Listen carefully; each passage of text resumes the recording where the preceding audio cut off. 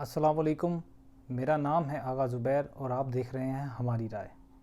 آج سے تقریباً 9 سال پہلے جنرل حمید گل صاحب نے ایک نجی ٹی وی چینل کو انٹرویو دیتے ہوئے کہا تھا کہ میں پہلے دن سے کہہ رہا ہوں کہ امریکہ یہ جنگ نہیں جیتے گا، آپ یہ غلط کر رہے ہیں، ان کا ساتھ نہ دیں، آپ ان کے بدترین دشمن کو جس نے ان کو آکوپائی کر رکھا ہے ان کو سپورٹ نہ کریں۔ لیکن پاکستان نے اس وقت اپنی غلط پالیسی کی وجہ سے امریکہ کا افغانستان میں ساتھ دیا، ان کو فوجی ہوائی اڈے فراہم کیے اور ایون کہ ان کو ڈرون حملوں تک کی اجازت دی گئی۔ یہاں پر ان کے لوگوں کو پکڑا گیا، جیلوں میں ڈالا گیا اور بڑی بڑی سزائیں دی گئی اور ان کو کئی حد تک مارا بھی گیا۔ جنرل حمید گل صاحب کا تعارف کراتے ہوئے میں آپ کو بتاتا چلوں کہ یہ وہی شخص ہیں جو افغانستان میں سوویت یونین کی شکست کا اصل سبب بنے۔ جنرل حمید گل صاحب نے ہی فارن فنڈنگ کے تھرو امریکہ اور سعودیہ کی فنڈنگ کے تھرو ہی طالبان کو بنایا، ان کو ٹرین کیا، ان کو اس قابل بنایا کہ وہ اپنی سرزمین سے سوویت یونین کو نکالنے میں کامیاب ہوئے۔ اور آج ساری دنیا گواہ ہے کہ وہی پستہ حال قوم نے ایک دفعہ پھر تاریخ کو دہرایا اور اس وقت کی سپر پاور کو اپنے ملک سے نکالنے میں کامیاب ہوئے۔ یہ اللہ تعالیٰ کا وعدہ ہے کہ جو لوگ ثابت قدم رہتے ہیں اور ڈٹے رہتے ہیں، اللہ ان کا ساتھ خود دیتا ہے۔ افغانستان اس وقت پوری دنیا کے نیوز چینلز میں ایک ہاٹ ٹاپک کی طرح ڈسکس کیا جا رہا ہے۔ جتنی بھی پریڈکشنز افغانستان میں نئی بننے والی گورنمنٹ کے بارے میں کی جا رہی ہیں، سب مفروضوں پر مبنی ہیں، لیکن ایک بات اٹل ہے کہ اب مرضی طالبان کی ہی چلے گی۔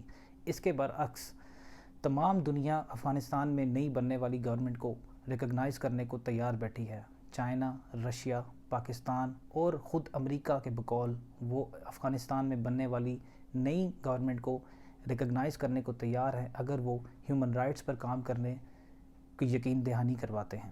لیکن دیکھنے کی بات یہ ہے کہ اس وقت جو افغانستان کی موجودہ لیڈرشپ ہے، جس کے امیر المومنین مولوی ہیبت اللہ ہیں اور ان کے دیگر عہدیداران ہی نئی گورنمنٹ میں نظر آئیں گے، یا پھر وہ اپنی کسی نئی حکمت عملی کے تحت باقی دیگر سیاستدانوں کو بھی اس میں شامل کریں گے۔ طالبان کے موجودہ رویے نے آج سے 1400 سال پہلے ہونے والے تاریخ اسلامی کے ایک روشن باب فتح مکہ کی یاد دلائی۔ طالبان جیسے ہی کابل میں داخل ہوئے، انہوں نے ایک عام معافی کا اعلان کیا، جس میں کہ سابقہ حکومت کے تمام عہدیداران اور امریکن ریپریزنٹیٹیوز کو بھی معافی دے دی گئی ہے۔ تمام دفاتر، این جی اوز اور مقامات اور سارے سفارت خانوں کی سیکیورٹی کی ذمہ داری بھی طالبان سنبھال چکے ہیں۔ تمام شہریوں کی جان و مال کے تحفظ کی ذمہ داری بھی طالبان لے چکے ہیں۔ کسی بھی قسم کی لوٹ مار کرنے والے کے ساتھ سختی سے نپٹا جائے گا، یہ اعلان بھی کر دیا گیا ہے۔ آپ کہہ سکتے ہیں کہ افغانستان میں غیر اعلانیہ طور پر ہی صحیح، لیکن طالبان ایک حکومت بنا چکے ہیں۔ آج کے طالبان 2001 کے طالبان سے یکساں مختلف ہیں۔ آج کے طالبان ایک پولیٹیکل مائنڈ سیٹ رکھتے ہیں۔ آج کے طالبان ایک پولیٹیکل اپروچ کے ساتھ واپس آئے ہیں۔ 20 سالوں میں انہوں نے صرف جنگ ہی نہیں لڑی بلکہ دنیا کے ساتھ ڈپلومیٹک ڈیلنگ کرنا بھی سیکھی ہے۔ تقریباً آدھی دنیا کی ایجنسیز نے طالبان کو اپنا اسلحہ بیچا ہے۔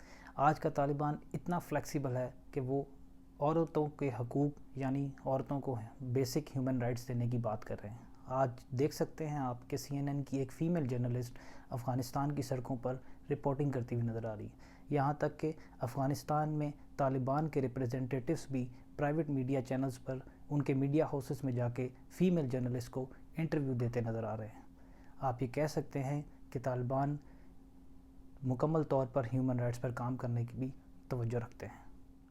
What not to be compromised by Taliban. امریکہ یہ بات جانتا تھا کہ جیسے ہی امریکہ نے وہاں سے اپنا انخلا شروع کیا، طالبان واپس اپنا کنٹرول سنبھالنا شروع کر دیں گے۔ بات یہاں نہیں تھی، بات یہاں تھی کہ امریکہ چاہتا تھا کہ افغانستان میں بھی پاکستان جیسا ہی نظام لایا جائے، نہ تو وہ سیکولر ہو اور نہ ہی وہ اسلامک ہو۔ اسی حکمت عملی کو سمجھتے ہوئے طالبان نے بہترین اسٹریٹجی کے تحت جیسے ہی امریکہ نے وہاں سے انخلا شروع کیا، انہوں نے پورے زور کے ساتھ پورے افغانستان میں قابض ہونا شروع کر دیا، اور جہاں جہاں طالبان اپنے قدم جماتے گئے وہاں کے شہریوں نے ان کا استقبال کیا، کیونکہ وہ جانتے تھے، عام عوام کے جذبات یہی تھے کہ جن لوگوں نے اتنی دہائیوں سے اس سرزمین کے لیے قربانیاں دی، جنگ لڑی، وہی اس کے حکمرانی کے اصل حقدار ہیں۔ اگر اسی نظام کے تحت جینا ہوتا، اگر امریکہ کے نظام کے تحت ہی جینا ہوتا تو 20 سال تک طویل جنگ لڑنے کا کیا فائدہ تھا؟ اس لیے میں سمجھتا ہوں کہ افغانستان میں اگر طالبان کوئی نظام لائیں گے تو وہ صرف اللہ کا نظام ہوگا اور کچھ بھی نہیں۔ اگر آپ کو یہ ویڈیو پسند آئی ہو تو پلیز چینل کو لائک کریں، سبسکرائب کریں اور شیئر کرنا نہ بھولیے۔ انشاءاللہ ایک نئی رائے کے ساتھ پھر ملیں گے۔ اللہ حافظ۔